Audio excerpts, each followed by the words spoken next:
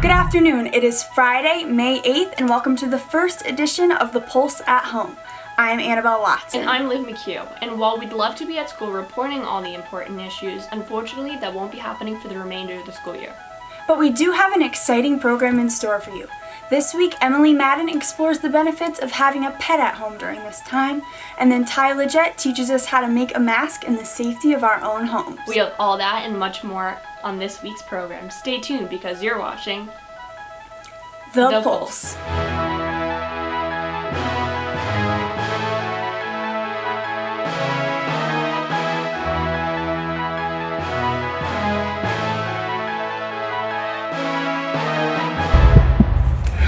Social distancing can make people feel, distant and alone, but many people have been able to enjoy the comfort of their best friends while they're working to flatten the curve.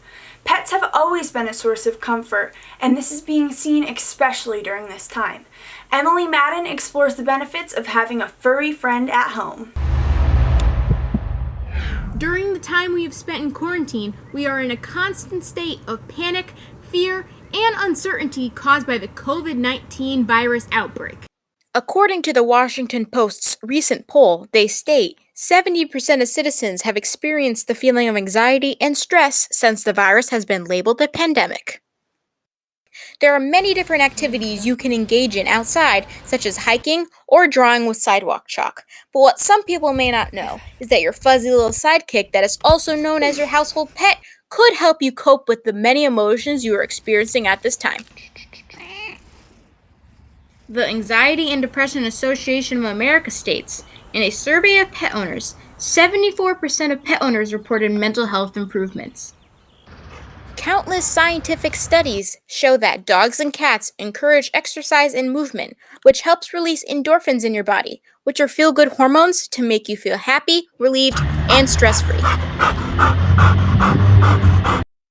Animals also help lower blood pressure and heart rate, which is a win-win considering you are getting the stress relief you need and your animal is getting the attention that they love. Sophomore Red Hawk Sophia Goldberg Doyle has seen the many impacts her dog Daisy has had on her mental health. She has a way of sensing if I'm ever off and always just coming to cuddle me and try and cheer me up. So I kind of feel like I'm not alone having her around.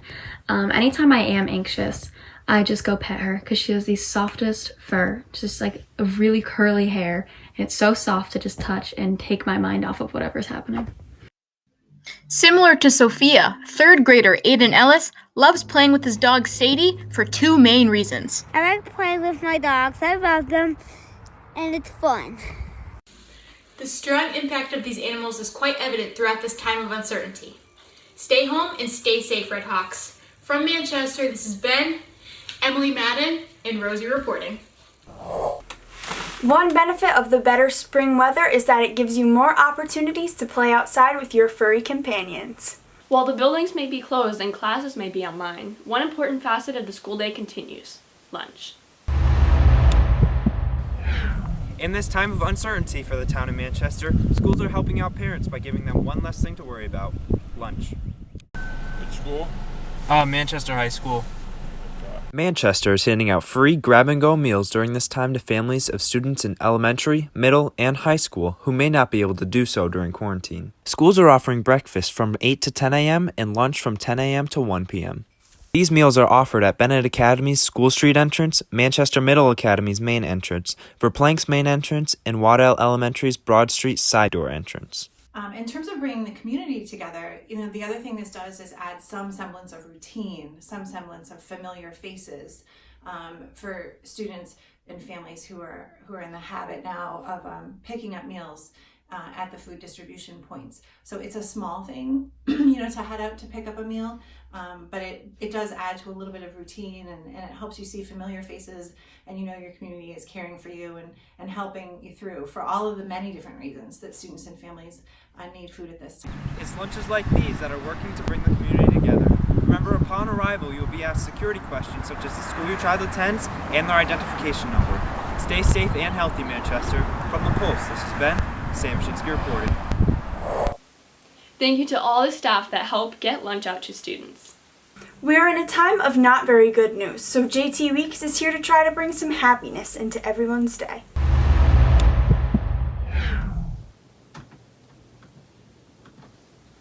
If you've turned on the TV or read the news in the past few weeks, you've no doubt heard a lot of negatives about the current coronavirus outbreak.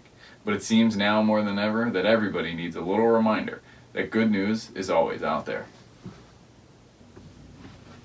For example, did you know that gas prices in Connecticut have on average dropped well below $2 a gallon? The first time this has happened in over 4 years. And this trend extends nationwide as well. Or that across the world, air pollution is decreasing more rapidly than ever seen before. Cities with typically smog-filled skies are able to experience fresher and cleaner air due to humans staying inside. Citizens of Kathmandu, Nepal are able to gain a clearer view of the Langtang mountain range due to clearer skies which are resulting from the drop in pollution. Also, Italy's Venice canals are clearer than they've ever been in the past 60 years. Dolphins have been spotted due to the lack in boat traffic. Not only has the planet become healthier, but the creatures that inhabit it seem to be thriving more than ever. Thailand's rare leatherback turtles have been laying more nests now than in the past 20 years. While the end of March for many of us meant the start of self-isolation, March 31st also marked the end of Australia's bushfire season, officially putting an end to one of the worst wildfire seasons Australia has had in the past 100 years. So as we're all sitting at home, it's important to stay grateful for those that you have in your life and always keep an eye out for the good news around you. From Manchester, this has been JT Weeks reporting. Thanks, JT. Glad to see people are trying to stay positive during this time. Whether you're hanging out with your dog or looking for some good news, it's important to find something to do. Here's a fun activity that's perfect for this time of year. With spring's prime quickly approaching, this is a vital time to transform your yard into a flourishing habitat. First, weed out your flower beds or declutter your yard. This will give you a fresh canvas to build with. Next is the planting phase. Choose the seeds you want to plant.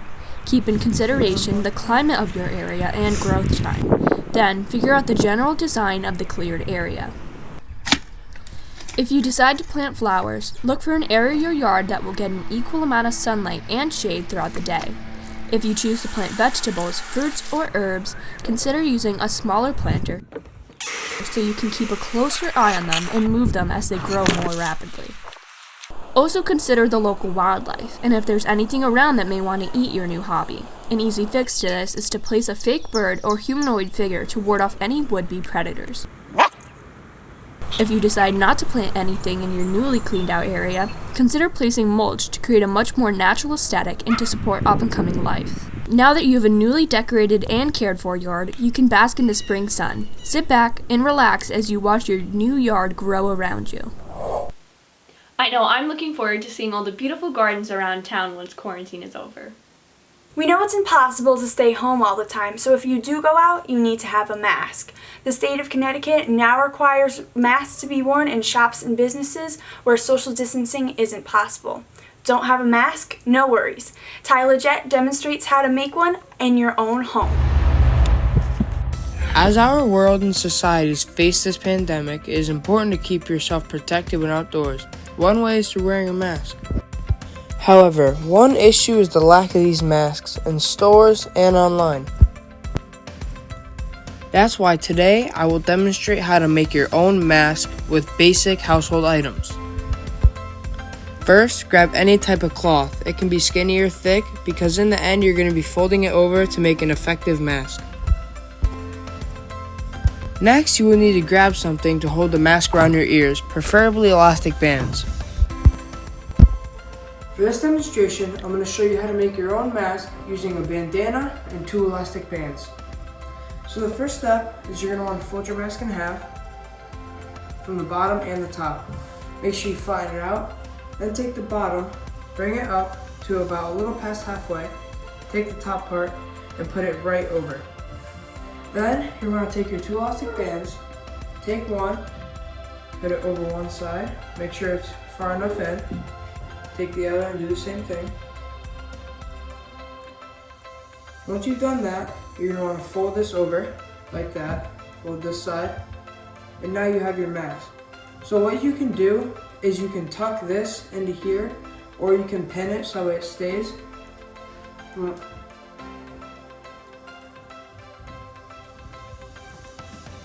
That's what the mask looks like when it's on. Now that you have your mask, I'm going to show you the steps you need to take in order to make sure your mask is effective. First, go grab any type of flashlight. It can be your phone or an actual flashlight. Now, here comes the test. In order to make sure that your mask is effective, you're going to want to put the flashlight up to the mask and see if the light goes through the mask. If the light goes through the mask, then the mask is not effective. But if the light is blocked by the mask, then the mask is effective and can stop micromolecules. Stay safe and stay at home, everyone. From my home to yours, this is Ty LeGeyt reporting.